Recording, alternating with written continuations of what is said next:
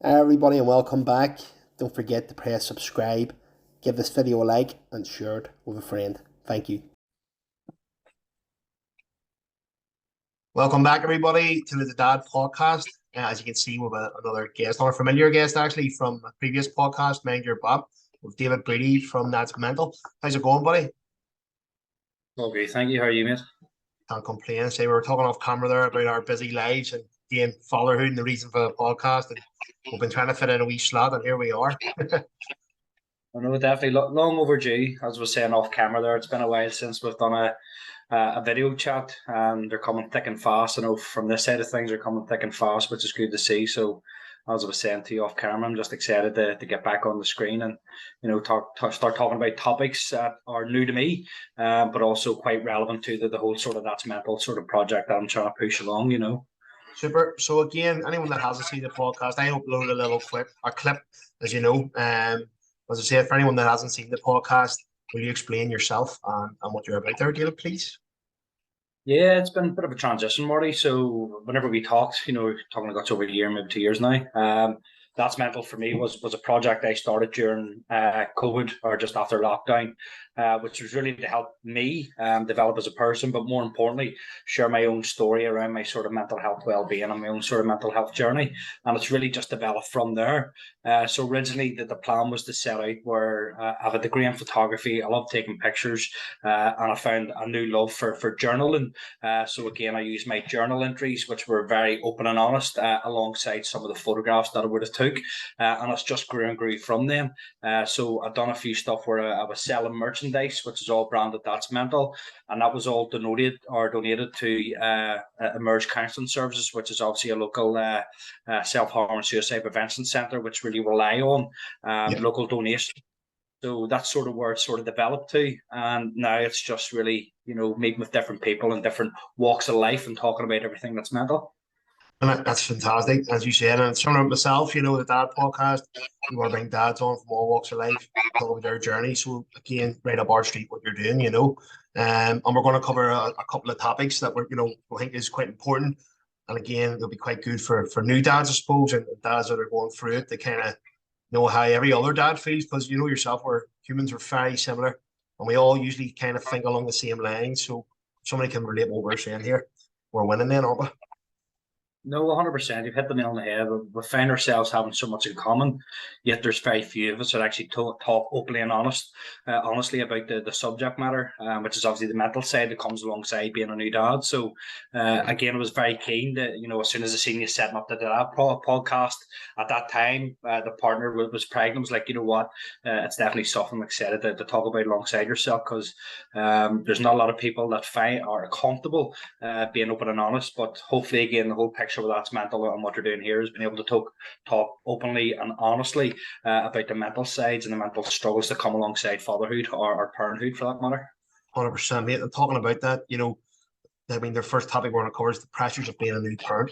So how far are you into your journey as a father then? So when was your little one born?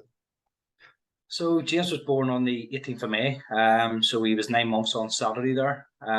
For me, the journey started well before then. Probably whenever we found out, let's have a baby, let's make a baby. And at that time, you're full of so much positivity. You're buzzing, at the thought of having, a wee spouse knocking about in, 9 months time. But slowly but surely, you fall into the trap of this is going to be great. You try to make yourself as aware as possible of what actually entails being a dad and what entails in terms of parenthood. But it's not until you're actually in it that you fully understand it. But even at that, I still don't fully understand it. I'm still learning every single day in terms of how to adapt to being the best possible parent. And probably one thing that I have learned is just not to be hard and not to compare yourself to other parents. I suppose we can take a lot from our own upbringing in terms of what worked and what didn't work, as well as obviously self-educating ourselves and learning more about how baby brains develop some at certain stages of life, introducing different types of foods, different types of exercises to help them develop. So it's been a real eye-opener from that perspective. So again, what started out as, a big dream of what's going to be fatherhood and having these expectations that slowly but surely realizing, well, actually, that's not realistic. But I think the big thing for me, and I suppose the biggest advice that I could get to any dad out there or any parent out there, is to be completely open. And what I mean about that is you can't paint every child with the exact same paintbrush. They're all completely different. So again, being very open, even when it came to planning birth, I'm sure you know, Marty, you have an expectation of what you want. But the good thing with me and my partner was we didn't set anything in stone, because we knew, based on our own sort of self research, that doesn't necessarily always go to plan. And like anything in life, it's just not necessarily going to plan. So again, being very open and very aware of different things that can happen. And to be honest, we were quite fortunate in that we had a very, very positive birth. But all in all, like, it's been an eye-opener.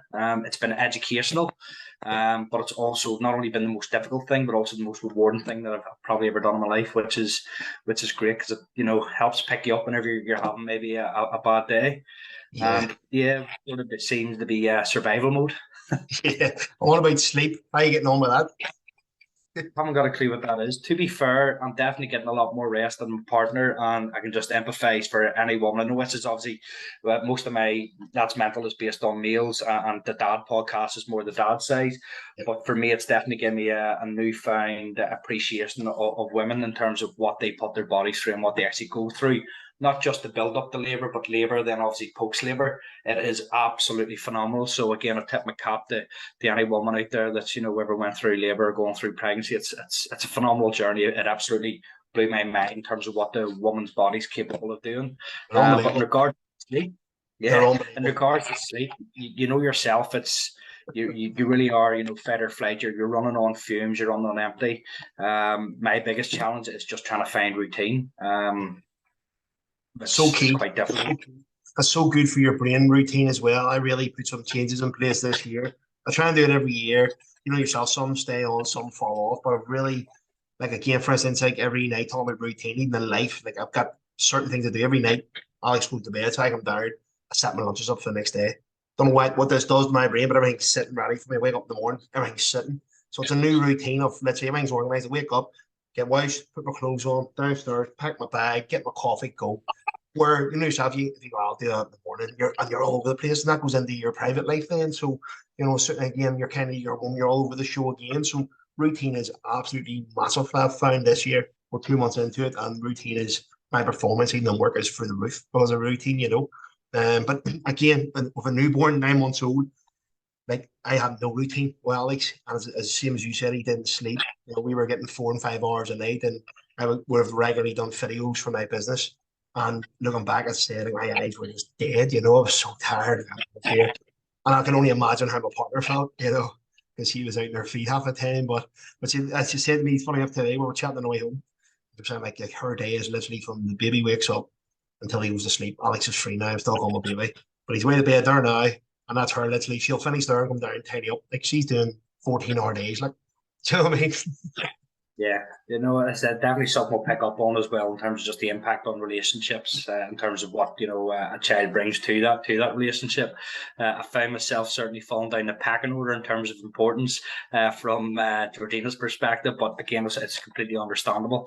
But no, routine is definitely key. And it's just, I suppose, celebrating those small wins too. Like we're quite fortunate where James is so content. He's such a content child. He does sleep. Sometimes it's a broken sleep, but he is generally a good sleeper. And obviously at the minute with 9 months, 8 months, you have that sort of sleep regression. So again, we're learning again. I think for me, as we picked up whenever we first spoke, was about self-awareness. I'm trying to educate myself in terms of what to expect from a newborn baby, and learning about that sleep regression and different habits and things like that really did help me understand it, instead of just being in the case of why is my child crying? Well, it's 9 months and they're going through a sleep regression. This is what they expect and this is what you'll maybe see, and that really helps and gives us peace of mind, and that, okay, why they're crying, I might not do a good enough job. Well, in actual fact, it's just how the body works, which is fascinating. Yeah, did you do any, I'd say you're sharing with some researchers, or any sort of pointers you'd have for any dads that are going through the exact same thing or getting ready to go through it, anywhere they can go to find some information? Yeah, there's an application that we used. I'll send a link to yourself. You can share. And basically, the application, even during pregnancy, just made you aware of just how big the baby was. Or at that time, it's not even a baby; it's a fetus, and that what different stages, what it's doing. So, 1 week, 2 weeks, 3 weeks, right up until, the baby's due, giving you points and tips in terms of what it looks like and how it's developing, fingernails and stuff like that. It's fascinating. And then obviously able to continue that obviously after post-pregnancy. So again, after, 4 or 5 months, maybe start to see stuff, different lights and patterns. So when it comes to engaging and interacting with James, we know exactly what will trigger him, which is great in terms of just helping him develop and help his wee brain mature. So again, there's plenty of the self-help books. I actually got a book and it was Ross Kemp, but I thought it was Ross Kemp from EastEnders, but it wasn't, and that's the reason I bought it. And again, when we looked at it, goes, that's not the guy I'm thinking of, and he has another children's book. But it was basically her probably has he as well. Yeah, 100%. You know what I mean? And it was basically just survival tips. What to expect pre-pregnancy. Then he brought out a second book. The good thing about this was it wasn't just written by an author. It was written by a dad who had already experienced 3 children or a couple of children. So it was just talking from his home truths, which again made it much more relatable. Oh, yeah. So again, Sorry, mate. Yeah, you're right. Again, truth is the big one. I think it's because a lot of people, dads will be like, again, even myself when I struggled, like again with certain things, I rang my mother. I was like, I'm not doing good at this. She's what are you on about? Like, first night I had with him up by myself, we like he went to Dublin. I got myself geared up for it. I was like, right, I know we mightn't sleep all night here, but I'm ready for it. I have football that next day and stuff. And so anyway, I was like, got in the bed, everything was brilliant, got in the bed. He didn't sleep the whole night. And I got a little frustrated in the morning. I had to go out of the room. I remember Riley Butler saying to me, if you get frustrated, leave the room and have your wee moment. And I done that, but I felt guilty that I felt frustrated at my baby for the first time. And I remember my sister actually came down. They had knew then at 9 o'clock. I was like, I'm on here, hadn't slept the whole night. So my sister came down, bailed me out. Took my wee man up to my mum's. And my mum rang me. Was like, you all right? I was like, I was crying. I was like, I feel already. She goes, what are you having? She says, there was many times when you were waking up on a Sunday morning at 7 o'clock. I looked out and seen the neighbour's blinds still pulled, and I was thinking, it's just my life. Man, my mum's fantastic. And to hear her admit that to me, like that truth, that she at times was like, oh, this is tough. Like, that was like, oh, maybe it's just the way it's going to be, So then the next time, when Nicky went away, I was really prepared this time because I went through the wars, the pre-season and not sleeping. And then he slept the whole night, But little things like that, where if I didn't share that story or my mum didn't share, you don't share yours, then it's fine. Fatherhood's a gift. But then you're struggling behind the scenes and saying absolutely nothing. And that's a man's problem, isn't it? 100%. Like my first time with James, trying to change a nappy, like Nadine and my partner was beside me, and I was like, we've done the classes, it was all virtual. I know what I'm doing. Yeah. But when it came to doing it, it was just like it's the first night and I don't know what I'm doing. I haven't got a clue. And thankfully, like my partner, Jordan, she had a lot of patience with, just says, you don't have to worry about it. Now. That night was my night to get up and do the feeds. And it was just like, you know what? He's not as delicate as what you think. And I think that was probably my biggest fear was, right, this is like walking an egg here. I'm just afraid of dropping anything go wrong. But they're so resilient and so robust. You need to just stick at it. So the first time I changed the nappy, I was like, I failed, as you said, like I'm no good at this. I'm not going to be able to do it. And I was like, you know what? I'll take the first night and we'll see how we go. And at that time, you're having to wake him up every 2 hours, to get a feed into him. And that first night, my confidence went from being down here to being up here. Was like, okay. And it's a process. It's a learning curve. You're right in what you're saying. You do sometimes get defeated and deflated. It's like, I failed. But really, that's what you haven't, because A, you've never done it before. Yep. B, you're on previous experience from other people, which is completely different from the experience you're going through. So one of the things, like anything, is just be a lot more forgiving on yourself. As long as you're doing your best, which it doesn't matter how that looks, as long as you're doing your best, that's the most important thing. So yeah, I had a very similar story the first night. My confidence just took a dip, and I don't know. It's obviously as a masculine thing. You're like, flip me, like I should be able to do this, and the wife or the partner's just flipping doing left, right hands. You could do it with her eyes closed. You're going, I'm struggling here. But no, definitely after the first night, it was definitely much more confident in changing nappy. But even to this day, 9 months on, and there's still days where I'll struggle. And as you said, like it's not the baby's fault. If James is crying, there's a reason he's crying, but I just need to be there for him. Regardless of what that looks like or how that is, you just need to be there. But sometimes, you do have to take yourself off, because when you're maybe on 2 hours sleep, 3 hours sleep, it's not so much you might get 6 hours sleep through the night, but it's broken sleep. And that for me, it was probably and still is the biggest challenge that I face. Like Yeah. I'm out day, 8 hours in a car traveling to maybe, over to almost Japan, you're on the road for long periods of time. And my biggest fear is okay, lack of sleep, lack of concentration. Yeah. But you do, something takes over you. I don't know what it is, but something takes over you. And I think it's maybe just the fact that you're having to look after this wee baby. He or she is yours. But yeah, it's definitely it's very rewarding, as I say, as well as being very difficult. But it's 100%. highly rewarding. Yeah, and you're right. As you said, like you go into that mode. I'm in that mode where it's like Monday morning. There's no option. Like you want to lie in bed for another 2 hours, but you've got a kid to provide for, as you said. You go in the autopilot, then you're going. I'm up. I'm going to work. I need the best I can be for this little person. But I would do my post every Sunday morning or every Monday morning on the way to work, because I know there'll be dads waking up Monday morning going, "Oh, I can't be bothered with this." And to be honest with you, I'm probably one of the sad ones that enjoys a Monday morning. I don't know why. I enjoy getting up back to routine again. But so you see certain dads are all starting to like the post now every Sunday on the story. And I can say that guy's probably going through it. That guy's going through the same thing, thinking one day again, another 5 days of this shit. But as you said, it's I do. I enjoy it. As I said, it's a routine. But one thing we're going to talk about here as well is the impact on a relationship. So again, you've obviously a story to tell here, I'm guessing. Yeah, no, I think it's if I've been through it, if we've been through it, if me and Georgina's been through it, there's definitely a lot of couples out there, and it's probably the subject matter that's not actually spoken about. All but well, you're here, you have a lovely, fantastic relationship, and then 9 months later, you've got this wee baby that you've never experienced before. You've never known how to deal with certain situations. So for me, it was a big learning curve about myself and understanding me, but more importantly, understanding my partner in terms of her needs as well as my own needs. I think it's very, very important. You hear a lot of people saying, "Oh, if you have a baby, it'll make or break you." Well, it doesn't necessarily have to make or break you. I Yeah, think a lot of the time it is a choice. If you really want to give your all, you need to understand yourself, be self-aware, but yeah, also be mindful of your partner in terms of what their needs are. There are many a times, I'm sure you've been in the same boat. There's many men out there have as well, where there's just no patience. You're not tired. You're running on fuel. You'll maybe say something you don't mean, or they'll say something you don't mean, and you take it to heart. What I've come to learn over time is just being able to have clear communication. Now, communication and having effective communication is completely separate things. If I was to say to you, "I'm all right, I'm all right, I'm all right," well, in actual fact, yes, I'm all right, but I may be struggling with this. Is definitely pivotal, and it's certainly helped towards my relationship. What I've sort of brought from starting that's mental.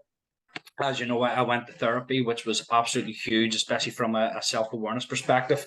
Me and my partner go to relationship therapy.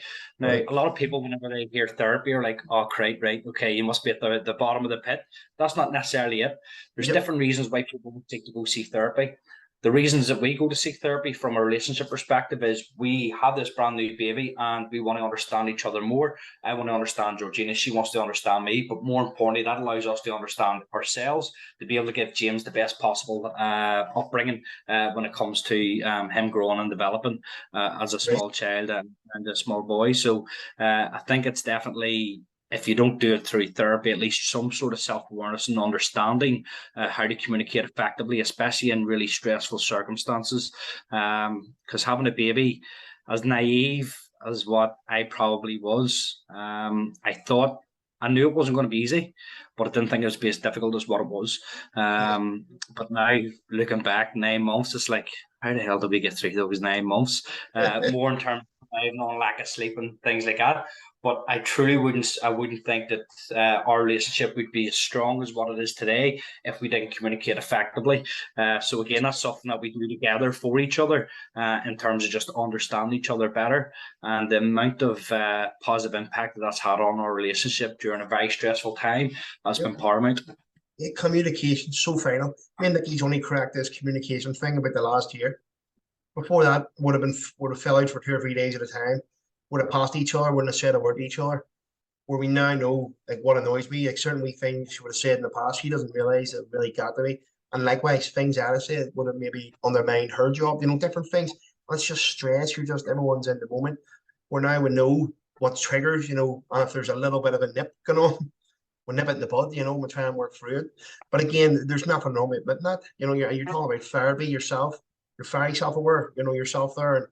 as I said, yeah, I think we're men are very similar, very, very similar. But like people like yourself are happy enough to go and speak to somebody about that. I'll admit it right now. I went and seen Emerge myself. I'm a director of Emerge actually, but I went to Emerge there 3 weeks ago, 4 weeks ago. I was having panic attacks for the first time in 10 years. Just couldn't work out what was going on, so I had to go and have a chat to sort of get my brain like what's going on here, why is this triggered, and we're able to pinpoint right. There's a certain stage that we need to go back and talk about. There's nothing wrong with that. It doesn't make you weak. Like the communication is so key. And the way I look at it, if I'm the best version of myself, for my missus will have a great time, my son, my stepson will have a great time, my mum will enjoy my company. But if I'm this stressed out guy who's constantly in a state of panic, not knowing what's going on, you're not doing anybody any favors. So again, and that'll put pressure on a relationship. No, 100%. And everything you're saying is so resonates so much. And it will resonate with a lot of people out there as well. People out there, as mentioned at the start of whenever we're talking to start, maybe aren't as open as what I am. The reason I'm very open and transparent is I'm comfortable doing that. But more importantly, I'm hoping that people out there will also hear. Doesn't necessarily mean they're going to come out and, start telling everyone what needs to be said, but at least to maybe feel a bit more comfortable and confident in themselves and knowing that, it's normal. These sort of things are normal and will pop up now and again. But definitely you hit the nail on the head in terms of being self-aware, being the best version of yourself. How can I expect to give my kid the best if I'm not the best? Which is interesting, So again, it's very, very resonates a lot. And a good point you picked up there as well is like, it's something that I've only learned through therapy, that a lot of stuff that I'm struggling with now actually stems back to my childhood. So it's the inner child that I've had now, 34 years later, has had an impact on me now. And I think that's fascinating. And I think that's, for me, that's why I'm so comfortable with therapy, and that I'm learning so much about myself that I know in certain situations, if it ever arises, I know exactly how I need to respond to those or how I would like to respond to those. So again, that's why I'm so comfortable and talking about therapy. Now, I've not had a personal therapy session, obviously on the podcast, Mind Your Bab, we talked about Therapy 101 there with Karen. That was dealing with something completely different. And now I'm moving on a year later. I'm dealing with something completely different from another mental side of things, which is fascinating, So it's interesting. It is about being aware. You're so right. And as you said, if you're the best version of yourself, everybody wins. Because again, we're talking about here the fear of failure. For me, from my this is the attitude that I had as being a dad. I felt like I was like the sacrificial lamb. I again, working class background. If I can do well in life, this was my crazy theory. If I can do well in life, make enough money, Alex doesn't struggle like we did growing up, all this mad stuff. Brilliant. So I put the absolute pressure on me. And I had this real thing about I need to buy my house that I'm in. That'll secure his future, whatever. I was literally an advert, and it was literally saying about getting life insurance. And I made a phone call, and the amount I got insured for the little amount of cost, to see the pressure that took off my shoulders. And again, it was me thinking, what if I died before I make something proper of myself? Something that he has, that again, about all these mad thoughts that all I had to do was work, make money, everybody's happy. But again, the pressure came with that, the fear of failure, the fear of failing Alex, that we don't make it. And that is a lot of mental pressure, to be fair. And I'm sure you're going to touch on that yourself, being afraid of failure, No, 100%. Definitely, I think it's not just a masculine thing, but I think everybody out there will certainly have a fear of failing. And it's interesting when you actually break it down, like who is it you're feeling, or who is it setting these expectations? And it's ourselves. We're constantly battling with ourselves in terms of setting those expectations. Like I'm very similar to you, Marty, that grew up in a council estate. Mum and dad, they had 5 children, and how they manage 5 children blows me away. You know what I mean? It's phenomenal. But for me, it's putting things into perspective now. I've managed now to get my own house with Georgina and James. I've had life insurance as well, so I know if anything, touch wood, was ever to happen to me or Georgina, at least James is covered. We're not having to have that worry. Where whenever mum passed away, mum didn't have any life insurance, So again, we're all growing up, we're all looking after ourselves, we're in a good place. But the thought of me leaving, passing away, and maybe not being able to support Georgina or James, it's a daunting perspective, and probably one of the biggest stresses I suppose society's put it on males is, again, it goes back to early centuries where, we're the bread makers. You're expected to get up, go to work. Women are expected to do X, Y, and Z. But, things have changed. And again, I found like what Georgina does completely, outweighs what I do. It's phenomenal. Just something kicks in, a woman's instinct just kicks in. So again, for me, I have a lot of guilt there too. Where it's like, well, if Georgina is able to do this, this, this, and this, why am I tired whenever I'm only doing this, this, and this? But again, that's me putting that pressure on me. If I was to have that conversation with Georgina, she'd be like, "No, don't be silly. You don't need to feel guilty. This is what Yeah. I'm comfortable doing." Being transparent is definitely massive. So, but yeah, it's amazing as a dad the expectations you have, and then I think it does change, gradually changes as time goes on. For me at the minute, it's just try to get through that first year, get James walking and talking. But I'll never wish anything away. I'm enjoying this stage where we're at now. He's starting to say mama and dada, and he hasn't started crying. He's just that laid back. But it's amazing just watching him develop and watching the piece of you and a piece of your partner and this wee being. It's phenomenal. It is, and again, I put a post up there. I don't know if you've seen it. There was a little lad helping his mum off a lorry with a load of water, and I was like, that little one obviously won't realise it, but that's a life skill and a half. They're being taught at an early age. Work for your money scenario, and it's again, I love that's one of my favorite parts of being a father is like being able to, as you said, to mold this little human being and give them a bit of you, a bit of their mum, and to sort of teach them things that you kind of wish you were taught. Again, my dad wasn't around quite a lot early years, yes, but my sort of middle age wasn't around a lot, and I think that's had a little bit of effect on my development, different things, and even silly things like along the football lines, at particular times where I could have pushed on and went to different clubs. And again, my mum was like, but you enjoy your team you're at, where me, as a father, and I'm going, if that was my boy, I'm pushed them on because that's a good opportunity. Little things like that, again, I'm kind of looking forward to, as you said, you don't want to waste the time away, but you're just ready to guide this little person. But there will be struggles, obviously, with that as well. And again, we touched on already the impact on your mental well-being. As you said, you're in your early stages here. You're 9 months in, so you've went through the trenches. So you have. So tell me about it. Yeah, it definitely exceeded my expectations in terms of what they expect. Whenever we first talked about having a child, we're just thinking, man, I'm getting a wee bit older here. I don't think there was ever a time, there's never a right time. The more, if you could have the conversation, let's have a child, to kick the can down the road for another 5, 10 years, by then it comes too late. There's never going to be a right time. It's just supposedly for me, making me as much aware of what it would entail be a dad and what it would entail in terms of parenthood. But again, it is never like what you read in a book. Essentially, as I say, it's not until you're in the trenches that you can fully grasp that's how demanding it is.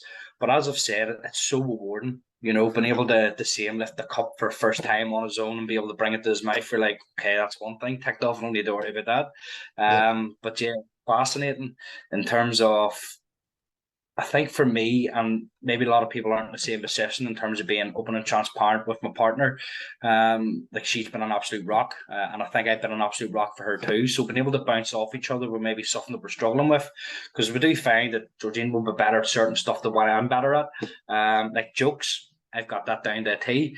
Changing that jokes down to a T. You know what I mean? I could write my own dad joke, but I suppose there's stuff that each other will do well, and it's just recognizing that and not beating yourself up too much. As I say, you can have all these expectations of what to expect from fatherhood and parenthood, but again, when you come to realize that it's not what it's meant, it's not how you visualize it, not to beat yourself up about it. It is learning.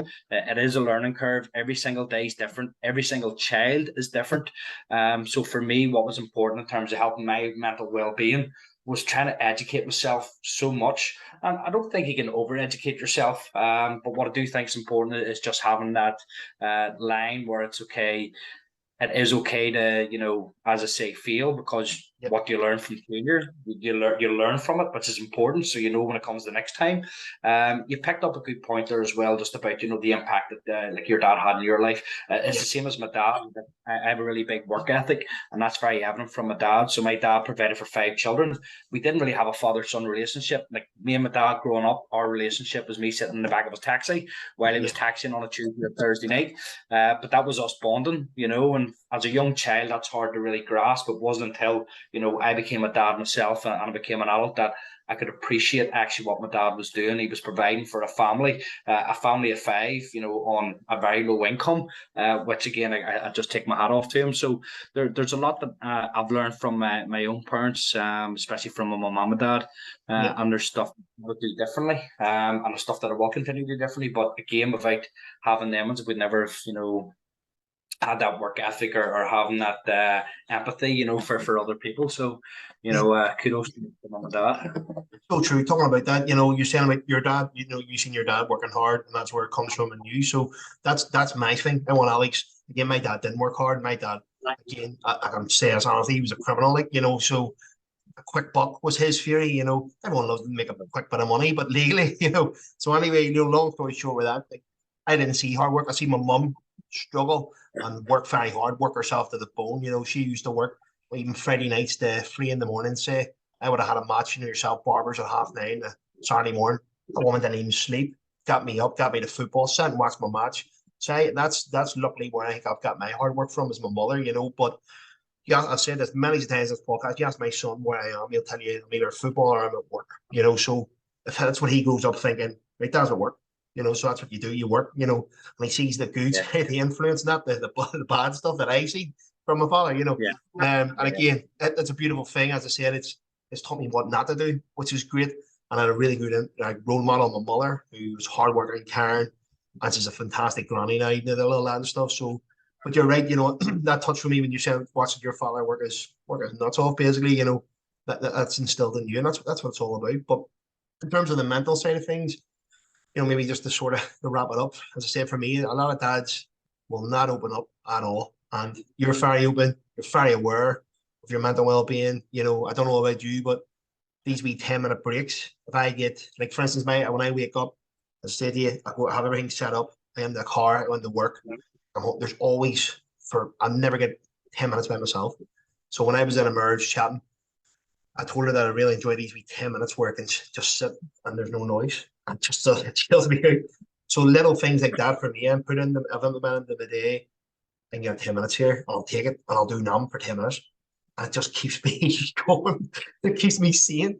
Because yourself, life's a dad's busy, you're working, you're football yourself, trying to juggle all these plates and spin all these plates. And again, you're just afraid that they're going to fall. And again, we'll suffer. So, yeah, as the saying goes, like, you shouldn't be afraid to speak up. 100%. I think you're right what you're saying, and I said it earlier on. It's celebrating the wee successes, Yep. And that could be anything. Like, you know what? I got 4 hours sleep in the straight there. That's a big win. I think the older you get, the more you get, that you do celebrate the small things in life, and you really start to appreciate. So, as you've said, getting those 10 minutes to yourself.